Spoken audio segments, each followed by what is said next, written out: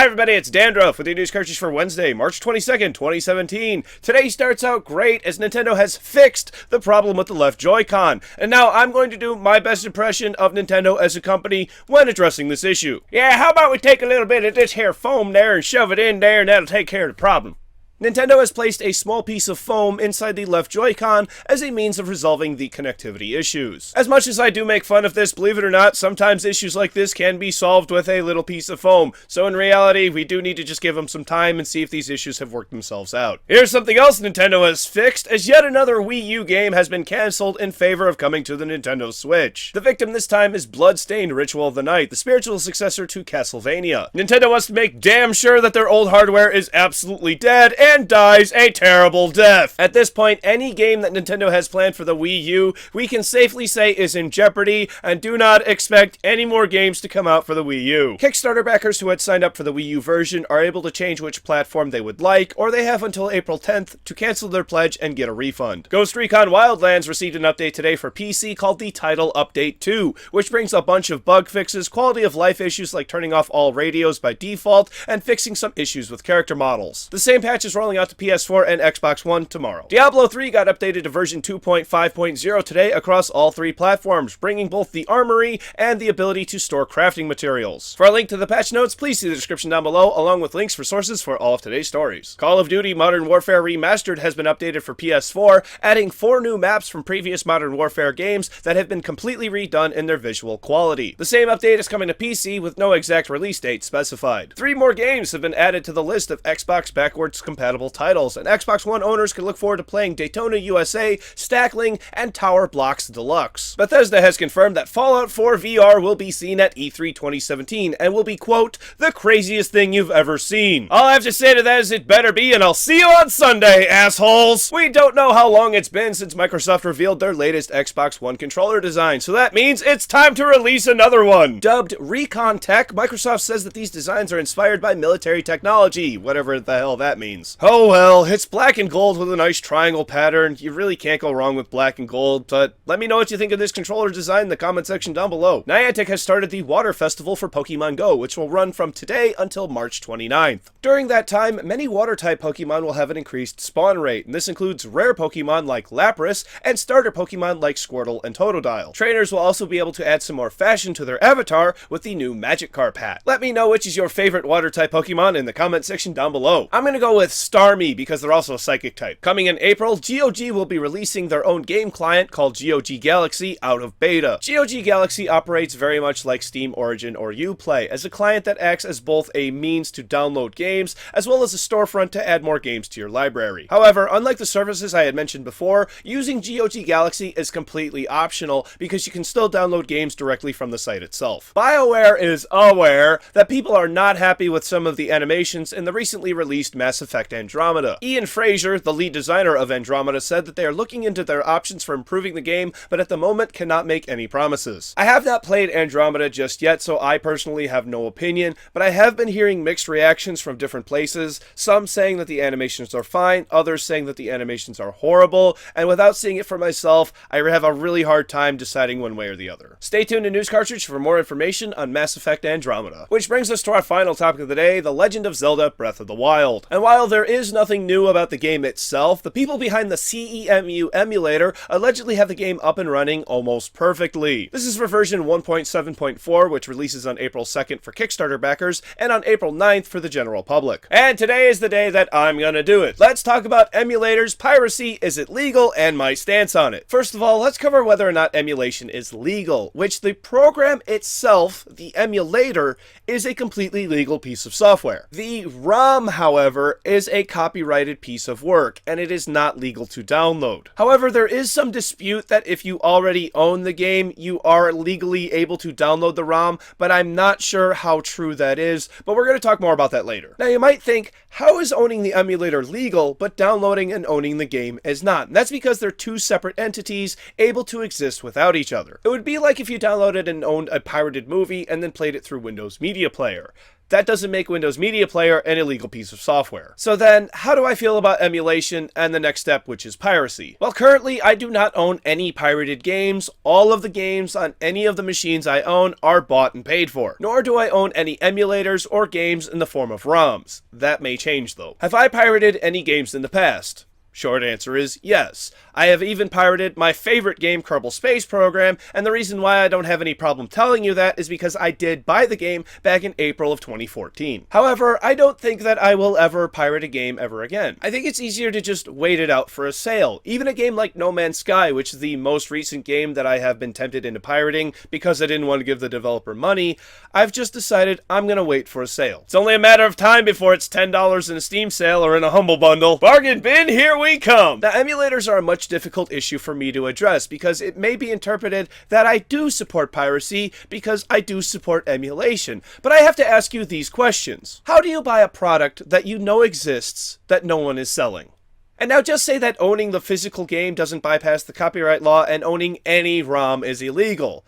Should you be at fault because you don't want to put wear and tear on your physical media by using a digital copy? Honey, can you do me a favor? Can you bring me the Breath of the Wild box? And then, I own Breath of the Wild. It's right here. I would show you the disc for it, but my wife is currently playing it. But trust me, I own this. Can I download the CEMU Emulator, which is a legal piece of software, obtain the ROM, and then play it on my PC at the same time as my wife playing it on the Wii U? I am not encouraging anyone to do that, and I'm not saying that I'm going to do that. But I'm totally going to do that. Just kidding! Who knows? But I also want to be clear that I do not look down on pirates either. I understand that demos aren't always available, and sometimes you just want to know how or even if the game will run on your machine. Sometimes after testing out to see if it runs, that person will go out and buy the game. I see it as a necessary evil in this aspect. Again, I must stress that I am not encouraging piracy because it is illegal. But at the end of the day, I cannot control anyone else's actions but my own, and I do not take responsibility for what other people download.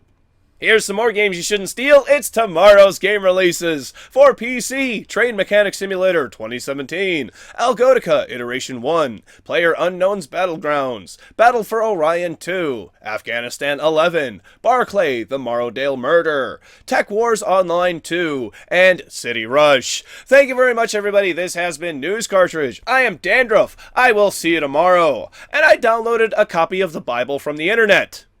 When it finished, all it said was, saved. Ah, a religious joke. How risque. So anyway, the one thing that I didn't really address in the show that I figured I may want to address more casually is the people who say, well, I can't afford this thing, so I'm going to download it. That's just outright stealing. That's not a reason to encourage piracy, or to even, like, not encourage, I don't want to say encourage, that's not a reason to support piracy. I think that's a better word. Don't want to ever encourage piracy. Encouraging piracy is bad. Don't do that. That just means that go do it willy-nilly.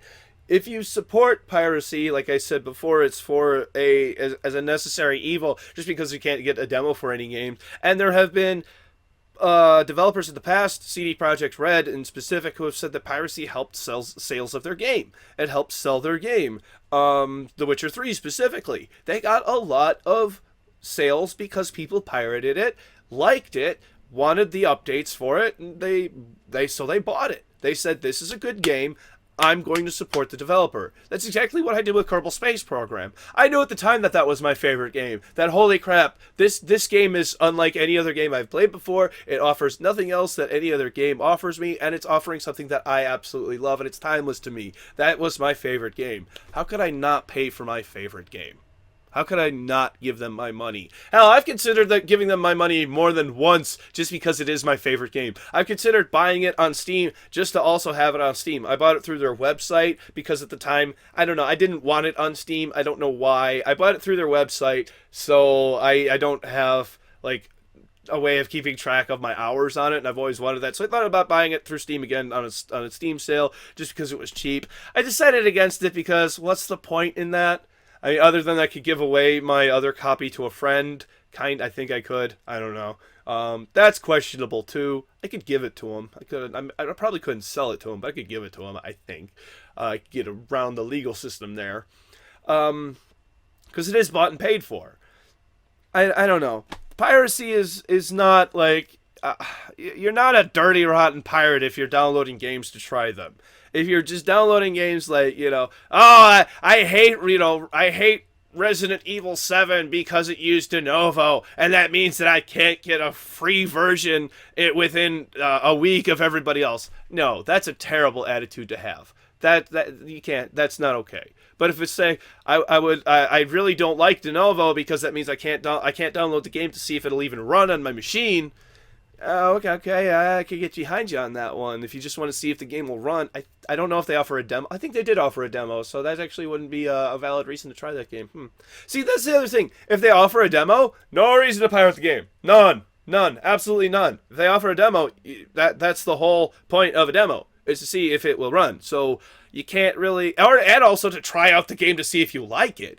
I can't even say that if you download a game and you didn't like it, is that okay to just never pay for it?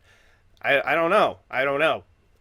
That's weird. That's an even weirder question, because not liking something isn't the fault of the developer per se. If you just played it and it's just like, I thought this was something else. I thought it was a racing game. It's actually a fighting game. Is it a bad fighting game? I don't know. I'm not really into fighting games. This is just hypothetical. I'm in a Recon game, so it's just hypothetical. I don't know. Anyway, I'm going to go play more Breath of the Wild. Sorry I haven't been streaming lately. For those of you who do pay attention to me over on Twitch, I have been playing Breath of the Wild, which means I can't stream it. Even if I were playing on, like, PS4, like I want to get Horizon Zero Dawn, I could stream that. Can't stream from a Wii U. Can't even stream from a Switch. Fucking Nintendo. Please leave me a suggestion on a streaming device, because I'm in the market to pick up a streaming device shortly, and I want a good one. I don't think an Elgato's good enough. I think I want something a little bit more high quality.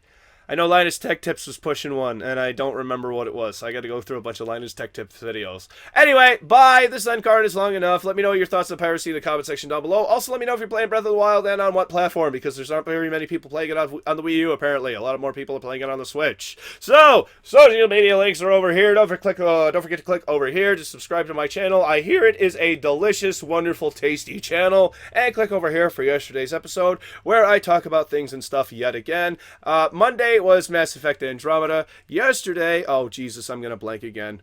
Crap. This is gonna be fun. I'm gonna remember what I did the day after. So, oh fuck. Bye.